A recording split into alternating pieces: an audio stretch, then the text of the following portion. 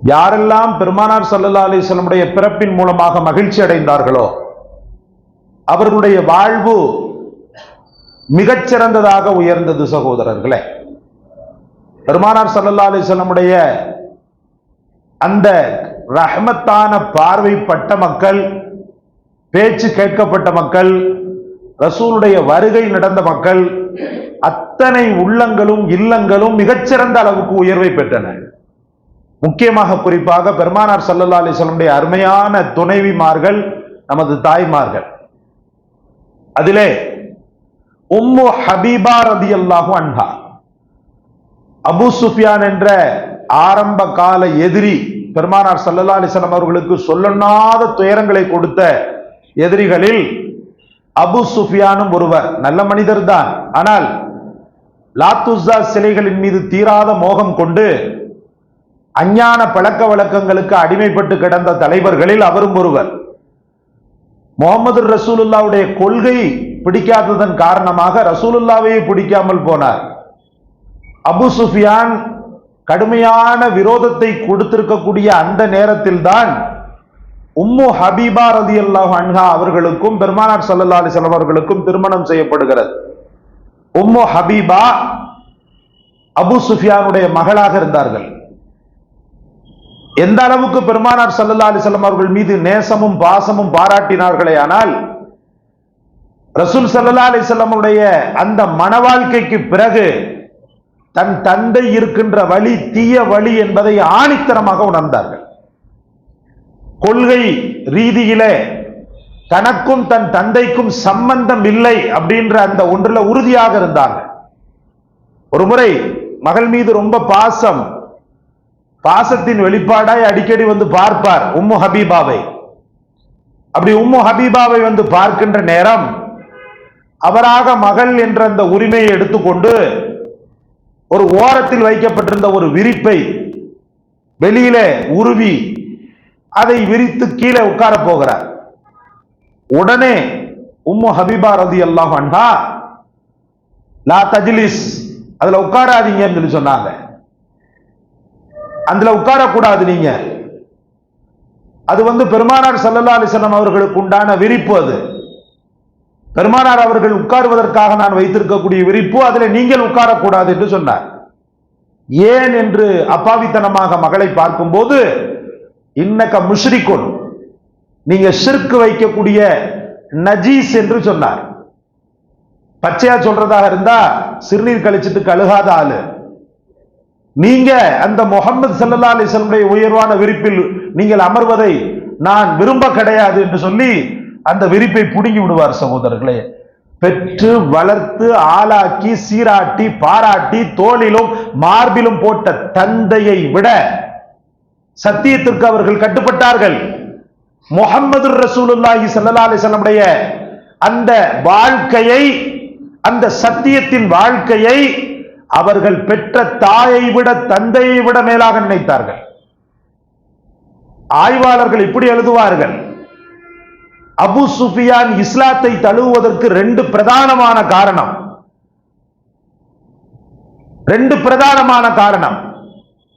ஒன்று, நபி ஸல்லல்லாஹு அலைஹி வஸல்லம் ஆணித்தரமான துஆ.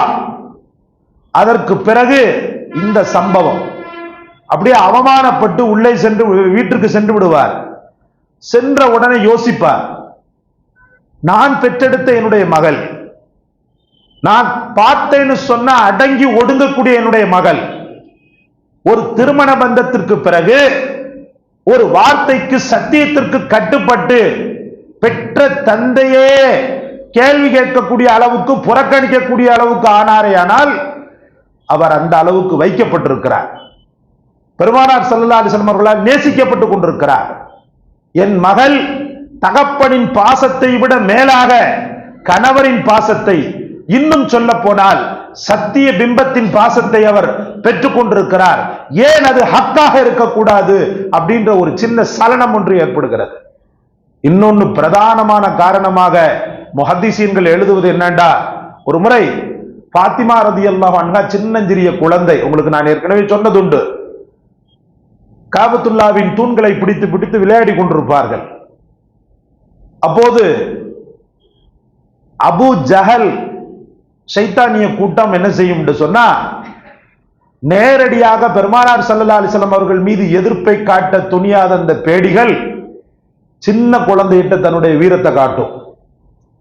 அன்னை ஃபாத்திமா ரலியல்லாஹு அன்ஹா அவங்களுடைய முகத்துல லேச அப்படி அடிச்சிருவான்.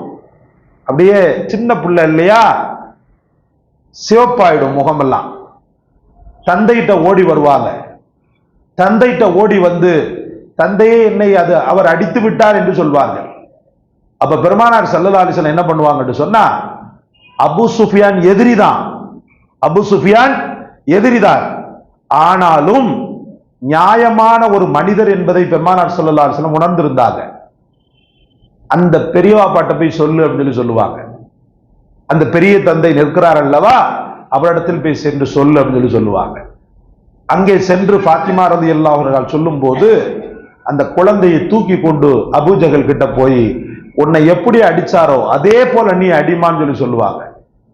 அந்த குழந்தை பலத்தை திரட்டி கொண்டு அடிக்கும். அது பெரிய வலிக்காது அவனுக்கு, ஆனாலும் ஒரு ஆத்ம சுகம் கிடைக்கும். ரசூல் ஸல்லல்லாஹு அலைஹி வஸல்லம் அந்த காட்சியை பார்த்துட்டு சொல்லுவாங்க, ரஹிமல்லாஹு ஃபீ அபூ சுஃபியான், அபூ சுஃபியானுடைய விஷயத்தில் அல்லாஹு தஆலா ரஹ்மத் செய்து விட்டான், அல்லாஹ் அவரை பொருந்தி கொண்டான் அப்படின்னு சொல்லுவாங்க. இந்த துஆவின் காரணமாகத்தான் அவர் இஸ்லாத்துக்கு வந்தார் அப்படின்னு சொல்லப்படுது. இந்த ரெண்டு பிரதானமான காரணங்களால் தான் அபூ சுஃபியான் பின்னாளில் இஸ்லாத்தை தழுவி கொண்டார் என்று சொல்லப்படுகிறது. சகோதரர்களே, இப்படி நாம் சொல்லிக் கொண்டே இருக்கலாம். பெருமானார் ஸல்லல்லாஹு அலைஹி வஸல்லம் யாரோடு வாழ்ந்தார்களோ, யார் கூட இருந்தார்களோ, அவர்கள் அனைவருமே தூய்மை பெற்றனர். அவங்களுடைய வாழ்க்கை தூய்மை பெற்றது, அவங்களுடைய பேச்சு தூய்மை பெற்றது, அவங்களுடைய செயல்பாடுகள் தூய்மை பெற்றது. என்ன பெரிய கரண கொடூரமான எதிரியாக இருந்தாலும் பெருமானார் ஸல்லல்லாஹு அலைஹி வஸல்லம் பிரத்யேகமான துஆவை பெற்ற அத்தனை ஆன்மாக்களும் உயர்வை பெற்றது. அன்பு சகோதரர்களே, இந்த உலகத்தில் ரபியுல் அவ்வலை சும்மா கடந்து போகக்கூடிய மாதமாக நாம் நினைக்க முடியாது.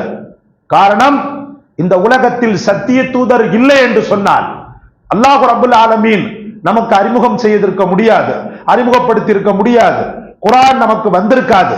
இந்த புனிதமான அரிய பணியை, இறை பணியை முஹம்மது என்ற அந்த ஒற்றை மனிதர் தான் தாங்கி சமூகத்திற்கு சமர்ப்பணம் செய்தார், சமூகத்திற்கு சமர்ப்பணம் செய்தார்கள். அன்னை ஹதீஜத்துல் குப்ரா ரலியல்லாஹு அன்ஹா பெருமானார் ஸல்லல்லாஹு அலைஹி வஸல்லம் ஆழமான அன்புடைய மனைவி. அவர்களுடைய ஜீவிய காலத்துல மறுமணமே பெருமானார் ஸல்லல்லாஹு அலைஹி வஸல்லம் அவர்கள் செய்யவே கிடையாது. அல்லாஹ் அனுமதி கொடுத்தும் கூட கதீஜா நாயகியோடு வாழ்ந்த காலகட்டங்களில் பெருமானார் ஸல்லல்லாஹு அலைஹி வஸல்லம் அவர்கள் வேறு எந்த பெண்ணையும் நினைத்து கூட பார்த்தது கிடையாது, மனம் முடித்ததும் கிடையாது. அன்னை கதீஜா ரலியல்லாஹு அன்ஹா பெருமானார் ஸல்லல்லாஹு அலைஹி வஸல்லம் அவர்களுக்கு மட்டுமல்ல, இந்த தீனுக்காக நிறைய சேவைகளை ஆற்றியவர்கள். இன்னும் சொல்ல போனா, இந்த இஸ்லாம் இன்னைக்கு கோடான கோடி மக்கள் நெஞ்சத்தில் புகுந்திருக்கிறது. தனி நாடுகளே இருக்கின்றன, இஸ்லாமிய நாடுகள். அத்தனை பேருடைய வாழ்க்கையில உள்ள இஸ்லாத்தின் சவாபு ஹஜரத் கதீஜா நாயகி போய் சேர்ந்துகிட்டே இருக்கும். ஆரம்ப நேரத்துல அன்பிற்குரிய அல்லாஹ்வின் பெருமக்களே, இஸ்லாமிய மோட்டிவேஷன் என்று சொல்லக்கூடிய ஊக்கத்தை, ஆக்கத்தை கொடுத்தவர் அன்னை கதீஜா. துரத்தப்பட்டார்கள். தப்பத் யதா அபீ லஹப் என்று ஓதுகிறோமே, இந்த அபூ லஹபும் அவனுடைய மனைவி உம்மு ஜமீலும் சாதாரணப்பட்டவர்கள் அல்ல. கருவேல முட்களை எடுத்து வருவார். இந்த உம்மு ஜமீல் இருக்கிறாளே, விறகுகளில் கருவேல முட்களை மட்டும் தனியாக பிரித்து பெருமானார் ஸல்லல்லாஹு அலைஹி வஸல்லம் அவர்கள் போகக்கூடிய வரக்கூடிய பாதையில் அப்படியே தூவி விடுவார். இது இன்னைக்கு இதற்கு இன்னும் சொல்ல போனா, இந்த ரெண்டு பேரும், இந்த அபூ லஹபும் உம்மு ஜமீலும் பெரிய அப்பா பெரியம்மா முறை தான். ஆனாலும் தன்னுடைய குருட்டு கொள்கைக்கு முன்பு சத்திய கொள்கையை தாங்க முடியாமல் தன்னுடைய சொந்த இரத்த பந்தத்தையே கேவலப்படுத்தினார்கள் அந்த ரெண்டு பேரும். அதனால்தான் அல்லாஹ் தஆலா வன்மையாக சூறாவை இறக்கினான். அபூ ஜஹல் விஷயத்துல கூட அப்படி சொல்லல, உத்துபா உமையாவுடைய விஷயத்துல கூட அப்படி சொல்லல. ஒரு சொந்தக்காரனா இருந்து கொண்டு ஆதரித்து ஆர்ப்பரிக்க வேண்டிய ஒரு உறவு எதிர்ப்பாக கிளம்பி நாடெங்கும் ஊரெங்கும் அவர்களை பற்றி கேவலப்படுத்துவதையும் அவர்களை தொடர்ந்து தொல்லை கொடுப்பதையுமே தொழிலாக கொண்டிருந்தபடியால் அந்த மிருகங்களுக்கு தக்க பதிலடியாக அல்லாஹ் சூரா லஹபை இறக்கினான் என்று சொல்வார்கள். அப்படி தூவி விடுவான். அந்த முற்களை தூவி விட்ட உடனே ஹதிஜா நாயிட்ட போய் சொல்லுவாங்க மக்கள், அன்னையே உங்க கணவர் போகக்கூடிய பாதை வரக்கூடிய பாதையெல்லாம் கருவேட முட்களை தூவி விட்டிருக்கிறார் அப்படின்னு சொன்ன உடனே அன்னை ஹதிஜா ரலியல்லாஹு அன்ஹா கண்ணீரோடு ஒவ்வொரு தெருக்களாக பிச்சைக்காரி மாதிரி சுத்துவாங்க.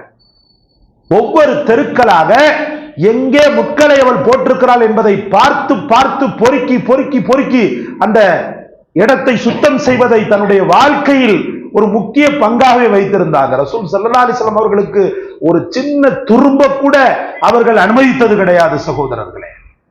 ஒரு சின்ன துரும்பு கூட அவர்களுக்கு எதிர்வினை ஆற்றுவதற்கு அனுமதி அளித்தது கிடையாது சகோதரர்களே. அதனால்தான் ஒருமுறை ஆயிஷா நாயகி ரலியல்லாஹு அன்ஹா எப்போது பார்த்தாலும் ஹதிஜா ஹதிஜா என்று சொல்கிறீர்களே, அதை விட சிறந்த பெண்களை அல்லாஹ் உங்களுக்கு தந்திருக்கிறானே என்று சொல்லும் போது சொல்லுவாங்க, சத்தியமா சொல்ற ஹதிஜா நாய்க்கு பகரமாக அல்லாஹ் எனக்கு யாரையுமே தரலன்னு சொல்லி சொல்லுவாங்க. யாரையுமே கொடுக்கவில்லை. ஹதிஜாவுக்கு ஈக்குவலாக இந்த உலகத்தில் எனக்கு நியமத்தாக வேறு எதையும் தரவில்லை, வேற யாரையும் தரவில்லை என்ற ஆணித்தரமாக முஹம்மது ரசூலுல்லாஹி ஸல்லல்லாஹு அலைஹி வஸல்லம் அவர்கள் சொல்வாங்க. இஸ்லாத்தை ஏற்றுக்கொண்ட முதல் பெண் மட்டும் இல்ல, முதல் ஜீவனே அவங்கதான். மக்கள் தொடர்ந்த தொல்லைகளையும் துன்பங்களையும் சொல்ல முடியாத வார்த்தைகளையும் சொல்லக்கூடிய நேரத்தில் ஹதிஜா நாயகி சொல்லுவாங்க, ஊரே உலகமே உங்களை எதிர்த்தாலும் உங்களுடைய இஸ்லாத்தை ஏற்றுக்கொள்வதற்கு இந்த ஹதிஜா உண்டு அப்படின்னு சொல்லி சொல்லுவாங்க. இந்த ஹதிஜா உண்டு. ஊர் உலகம் எதிர்த்து நின்றாலும் உங்களை காப்பதற்கும் உங்களுடைய இஸ்லாத்தை ஏற்றுக்கொள்வதற்கும் இந்த ஹதிஜா உண்டு. நான் மறைகின்ற வரைக்கும் உங்கள் மீது யாரையும் எதையும் அனுமதிக்க மாட்டேன் என்று சொல்லுவாங்க. அவங்க மறைகிற வரைக்கும் வேற எதையுமே ரசூலுல்லாஹி ஸல்லல்லாஹு அலைஹி வஸல்லம் அவர்களுக்கு தீங்கிழைக்க முடியல. ஒரு பெண்ணு கடை வைக்கணும் நகத்தாண்டு சொல்ல கேட்டா கொடுக்க மாட்டிருக்கிறான்.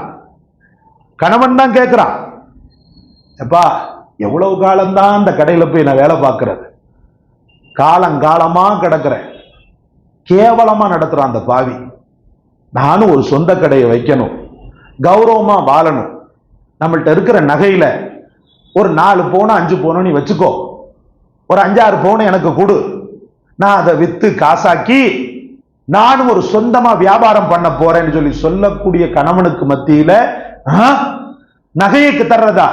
எங்க வாப்பா அம்மா எவ்வளவு கஷ்டப்பட்டு போட்டாங்க தெரியுமா, நகை கேட்கிற வேலையெல்லாம் வச்சுக்கிறாதீங்க என்று சொல்லக்கூடிய பெண்களை தான் நீங்க இந்த உலகத்தில் அதிகமா பார்க்க முடியும். ஆனால் எப்போது திருமணம் செய்தார்களோ அப்போது ரசூலுல்லாஹி ஸல்லல்லாஹு அலைஹி வஸல்லம் அவர்களை தயங்க கூட விட மாட்டாங்க. சொல்லுவாங்க, யா ரசூலல்லாஹ், அல்லாஹு தஆலா எனக்கு அபரிதமான செல்வத்தை தந்தது உங்களுக்கு தரத்தான். ஹதிஜா நாயகி சொல்லுவாங்க, அபரிதமான செல்வத்தை அல்லாஹ் எனக்கு தந்தது உங்களுக்கு நான் தரத்தான். இந்த தீனை நீங்கள் வளர்ப்பதற்கு என்னென்ன தேவையோ என் உயிரை தவிர அத்தனை உங்களுக்கு நான் தருகிறேன். என் உயிர் வேணா கூட கேளுங்க, கொடுத்துறேன். ஆனா உயிரை வச்சு ஒன்றும் செய்ய முடியாது. அதனால நல்ல செல்வ சீமானாக வாழ்ந்தவராயிற்று, நான் எப்படி கேட்பது, அவரை நான் இப்படி கஷ்டப்படுத்துவது சரியானதாக இருக்காது அப்படின்லாம் தயக்கப்பட வேண்டாம். நான் எப்போ உங்களை கரம் பிடிச்சனோ அப்பத்துல இருந்தே என்னை நான் உங்களுக்கானவளாக மாற்றிக்கொண்டேன் அப்படின்னு சொல்லி சொல்லுவாங்க. எவ்வளவு பெரிய அற்புதமான பெண் தெரியுமா? ஒரு முறை ஹிரா, இந்த டெக்னாலஜியுடைய காலகட்டத்தில் நமக்கு மேல ஏற முடியாது, அந்த காலகட்டத்தில் 50 வயது மதிக்கத்தக்க ஒரு பெண்மணி சத்தியத்தை போதிக்க வந்த உத்தம நபியின் அந்த தேடலுக்கு விருந்தளித்தார். 2 நாட்களுக்கு ஒரு முறை மேலே ஏறி சென்று உணவை கணவருக்காக கொடுத்து விட்டு கீழே இறங்குவாங்க. ஒரு முறை மேலே ஏறிட்டு வர்றாங்க. ஜிப்ராயில் அலைஹிஸ்ஸலாத்து வஸ்ஸலாம் அல்லாஹ்வின் தூதரோடு வஹி சம்பந்தப்பட்ட சம்பாஷணையில் ஈடுபட்டிருக்கும் போது சொல்வார்கள், உங்களுடைய மனைவி வந்து கொண்டிருக்கிறார். புகாரிலே வருகிறது, உங்களுடைய மனைவி வந்து கொண்டிருக்கிறார். அதனால் நான் சென்று விடுகிறேன். நீங்கள் அவர் வந்தவுடன் சொல்லுங்கள், ஜிப்ராயிலை படைத்த இறைவனும் உங்களுக்கு சலாம் சொன்னதாக அவரிடத்தில் சொல்லுங்கள் என்று சொல்வார்கள். தட்டு தடுமாறி மேலே ஏறி கணவனுக்கு அந்த பொருளை கொடுக்கின்ற நேரம் ரசூலுல்லாஹி ஸல்லல்லாஹு அலைஹி வஸல்லம் சொல்வார்கள், யா கதீஜா, உங்களை ஜிப்ராயில் ரொம்பவும் விசாரித்தார், உங்களுக்கு சலாம் சொன்னார், அல்லாஹ்வும் உங்களுக்கு சலாம் சொன்னார். எத்தனையோ நபிமார்களிடத்தில் பேசிய இறைவன் நுபுவத்திற்கு அப்பாற்பட்ட ஒரு உறவிடத்தில் பேசினான் என்று சொன்னால், சலாம் உரைத்தான் என்று சொன்னால், அது அன்னை கதீஜா தான் என்று உலமாக்கள் சொல்கின்றனர். அன்பிற்குரிய அல்லாஹ்வின் பெருமக்களே, ஜனாசா, அன்னை கதீஜாவினுடைய ஜனாசா, பெருமானார் ஸல்லல்லாஹு அலைஹி வஸல்லம் தான் அனைத்து இறுதி காரியங்களையும் செய்கிறார்கள். செய்யும் போது மரபு என்ன, ஜனாசாவின் முகத்தை கிப்லாவை நோக்கி திருப்பி வைத்து விட்டு மண்ணை மூடி எல்லாம் முடிச்சுட்டு மேலே ஏறணும். அதே போல கதீஜா, ஆனா அரபுகளுடைய பழக்கம் என்னண்டா உடம்பையே திருப்பிடுவாங்க. அதனாலதான் பிள்ளைக்குழி தோண்டக்கூடிய பழக்கம் சில ஊர்கள்ல இருக்கு. பிள்ளைக்குழின்னு சொன்னா சக்குன்னு என்ன செஞ்சுக்கிறோம், அப்படியே அந்த ஜனாசா தக்கவாறு அமைஞ்சிரும், அங்க எங்க அசையாத மாதிரி திருப்பி விட்டுருவாங்க. அதாவது உடம்பையே கிப்லாவை நோக்கி திருப்பி விட்டுருவாங்க. அப்படி திருப்பி விடக்கூடிய விதத்துல பெருமானார் ஸல்லல்லாஹு அலைஹி வஸல்லம் அன்னை கதீஜாவை கண்ணீரோடு கிப்லாவை நோக்கி திருப்புகிறார்கள்.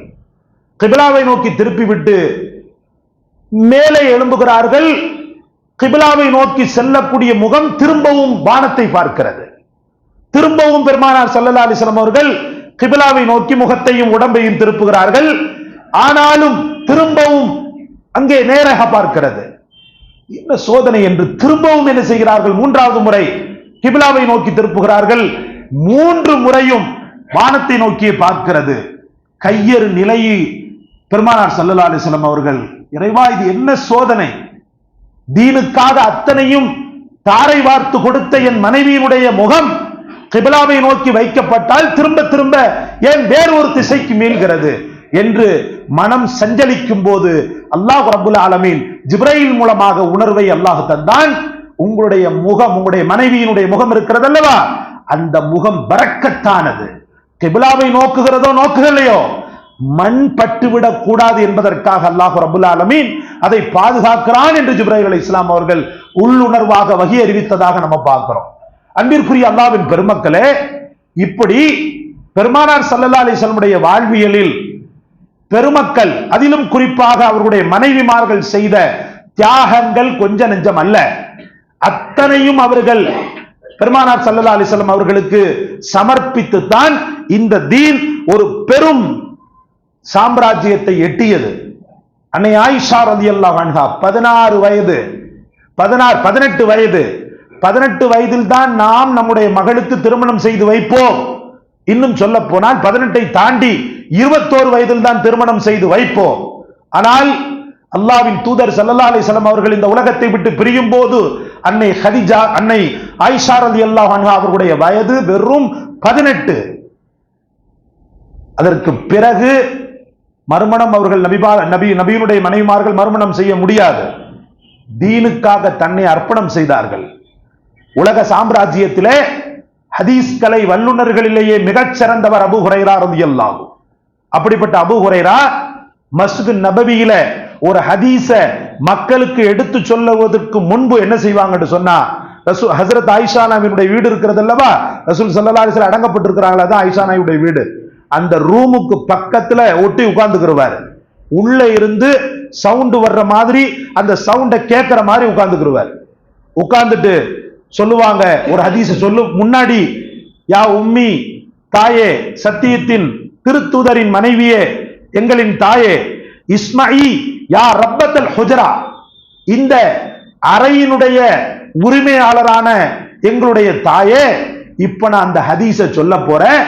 இந்த ஹதீஸிற்கு ஏதாவது மறுப்போ அல்லது மாற்று கருத்தோ இருந்தால் நீங்கள் சொன்ன பிறகுதான் நான் என்ன செய்வேன், ஹதீஸ சொல்லுவேன் சொல்லி ஹதீஸ சொல்லுவாரு. உள்ள இருந்து அமைதியா இருக்கும்.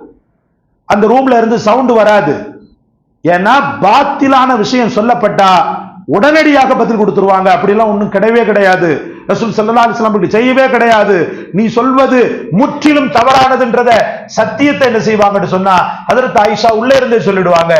அபூ ஹுரைரா ரலியல்லாஹு ஒவ்வொரு ஹதீஸையும் ஹஜ்ரத் ஆயிஷாவிடத்துல ஆயிரக்கணக்கான ஹதீஸை அறிவித்தவர். அவர்தான் ஹதீஸ்களை வல்லுநர், ஹதீஸை இந்த உலகத்தில் தந்தவர்களிலேயே ஆகப்பெரிய தலைவர் என்று சொல்லப்படுகிறது. அவரே கூட ஒரு சிக்னலுக்காக காதுகிட்டு இருப்பாரு. அங்க கிரீன் சிக்னல் விழுந்தா மட்டும்தான் அந்த ஹதீஸை சமூகத்திற்கு கொடுப்பார். அந்த அளவுக்கு அன்பிற்குரிய அல்லாஹ்வின் பெருமக்களே, இந்த உலக வரலாற்றில் முஹம்மது ரசூலுல்லாஹி ஸல்லல்லாஹு அலைஹி வஸல்லம் குடும்பம், அவர்களுடைய சஹாபாக்கள் இந்த உலகத்தில் பெருமானார் ஸல்லல்லாஹு அலைஹி வஸல்லம் என்ற அந்த பெரும் புத்தகத்தை இந்த உலகத்திற்கு விளம்பினார்கள். அந்த ஒளியை இந்த உலகத்திற்கு அறிமுகப்படுத்தினார்கள். அதனால் அந்த நூரை நாம் பெற்றிருக்கிறோம். இந்த ரபீஉல் அவ்வல் மாதம் அவர்கள் இந்த உலகத்தில் அவதரித்த இந்த புனிதமான நாளில் நாம் சங்கல்பம் எடுக்க வேண்டும். எங்கள் நாயகம் முஹம்மது ரசூலுல்லாஹி ஸல்லல்லாஹு அலைஹி வஸல்லம் அவர்கள் காட்டி தந்த வழி, அவர்கள் எனக்கு போட்ட வழி அத்தனையிலும் அவர்களை அல்லாஹுடைய கருணையினால் நான் பின்பற்றி உலகத்தில் ஒரு மிகச்சிறந்த சுன்னத்துவாதியாக நாளை ஆகிரத்தில் அவர்கள் முன்னால் நான் நின்று பெருமைப்படுவேன் என்ற அந்த ஒரு சங்கல்பத்தை எடுக்க வேண்டும். அல்லாஹ் நம் அனைவருக்கும் தௌஃபீக் செய்வானாக. ஆகிரு தாவானா அல்ஹம்துலில்லாஹி ரப்பில் ஆலமீன். அஸ்ஸலாமு அலைக்கும் வரஹ்மத்துல்லாஹி.